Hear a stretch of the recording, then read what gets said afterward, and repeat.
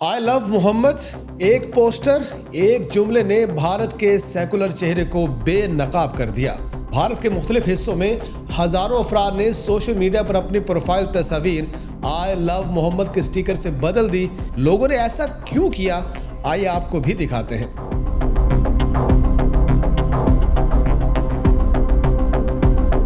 तो नाज़रीन, भारत की सफल मस्जिद से बरामद होने वाले पोस्टर और सब्ज परचम ने वो सवाल दोबारा जिंदा कर दिया है जो पिछले चंद वर्षों से मुसलसल ज़ेरे बहस है कि आखिर मजहबी मोहब्बत के इजहार की हद कहाँ ख़त्म होती है और रियासती मुदाखलत कहाँ से शुरू हो जाती है। संभल पुलिस ने मस्जिद मुस्तफा कादरी के मुतवल्ली सहित 8 लोगों पर I love you Mohammad poster और हरे रंग का पाकिस्तानी जैसा झंडा मिलने पर रिपोर्ट दर्ज की है।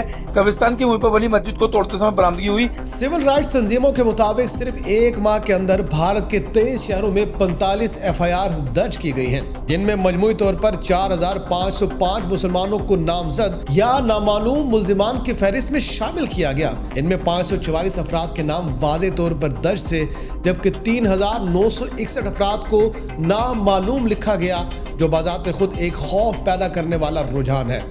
उस भवन में कुछ आपत्तिजनक सामग्री जो है वो बरामद हुई है। और नाज़रीन, ये पहला मौका नहीं कि आई लव मोहम्मद को मुतनाज़ा बनाया गया हो। तकरीबन 9 माह कबल कानपुर में ईद मिलादुन्नबी के मौका पर लगाए गए एक बैनर पर FIR दर्ज हुई थी। बाद पुलिस ने वजाहत दी कि मुकदमा नारे पर नहीं बल्कि बैनर की जगह और जुलूस के दौरान पैदा होने वाले तनाज़ों पर था।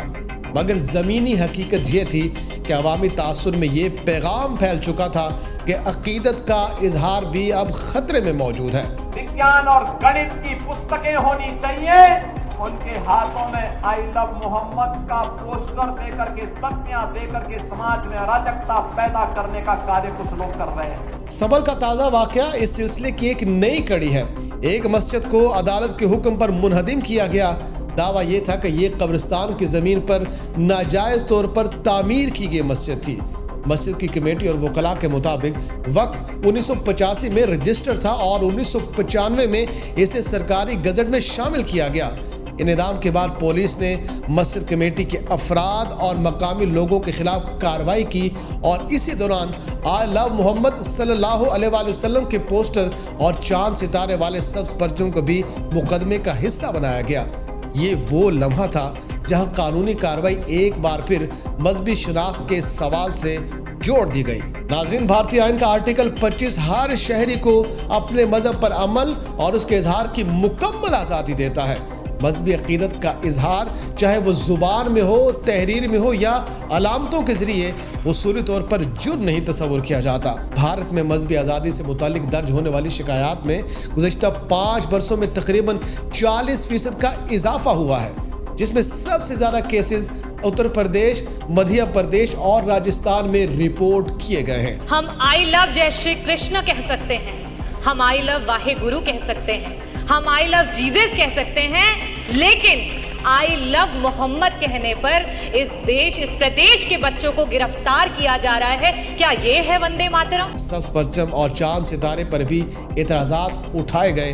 हालांकि ये अलामत बरसगीर में सदियों से मुसलमानों की शनाख्त का हिस्सा रही है। दोस्तों, दिलचस्प बात यह है कि यही परचम भारत की एक तस्लीम शुदा सियासी जमात इंडियन यूनियन मुस्लिम लीग भी इस्तेमाल करती है, जिस पर कभी रियासती एतराज सामने नहीं आया। इसमें क्या बुराई है? कोई अपने अल्लाह को, अपने पैगंबर को अगर कह रहा है कि मैं उन्हें प्यार करता हूँ, तो इस नारे में क्या आपत्ति है? हम जय श्री राम के नारे लगा के बहुत खुश होते हैं, हम लोग जयकारा करते हैं शिव जी का, हनुमान जी का, तो इसमें कोई आपत्ति है क्या? लेकिन ये तजाद इस सवाल को जरूर जन्म देता है कि मसला वाकई अलामत का है या इसके पीछे कोई और सियासी या समाजी मुहर्रिकात कार फरमा है। संभल माजी में भी फिरका वाराना तनाव का मरकज रह चुका है। नवंबर 2024 में शाही जामे मस्जिद के तनाज़ों के दौरान तशद्दुद हुआ, जिसमें कई जानें ज़ाया हुई और बाद की रिपोर्ट्स में पुलिस फायरिंग को भी अमवात की एक बड़ी वजह करार दिया गया। अदालत शुमार के मुताबिक फिरका वाराना तशद्दुद के वाक़यात के बाद दर्ज होने वाली FIR में अक्सर ज़ुबान एक जैसी हुआ करती है, इल्ज़ामात मुबहम होते हैं और मुल्ज़िमान की फहरिस्त गैर मामूली तौर पर तवील होती है।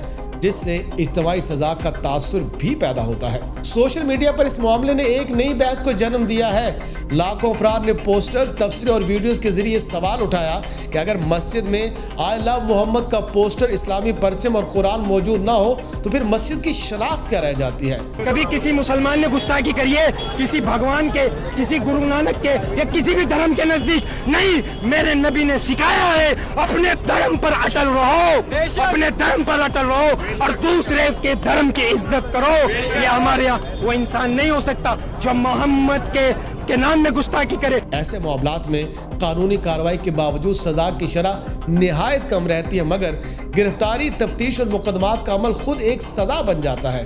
कई केसेस में बरसों के बाद भी अदालतें मुल्जिमान को बरी कर देती हैं, मगर इस दौरान समाजी बदनामी, माली नुकसान और जहनी दबाव नाकाबिले तलाफी हो चुका होता है। आखिरकार ये बहस एक सादा मगर गहरे सवाल पर आकर ठहरती है, अगर मोहब्बत का इजहार जुर्म नहीं तो फिर इसे जुर्म के दायरे में क्यों लाया जा रहा है? और अगर मसला किसी कानूनी खिलाफ वर्जी का है तो फिर मजहबी जुमलों और अलामतों को क्यों निशाना बनाया जा रहा है? और यही वो सवाल हैं जो आज संभल से निकलकर पूरे भारत में गूंज रहे हैं, और इनके जवाब सिर्फ अदालतें नहीं बल्कि इज्तिमाई शऊर को भी देना होंगे।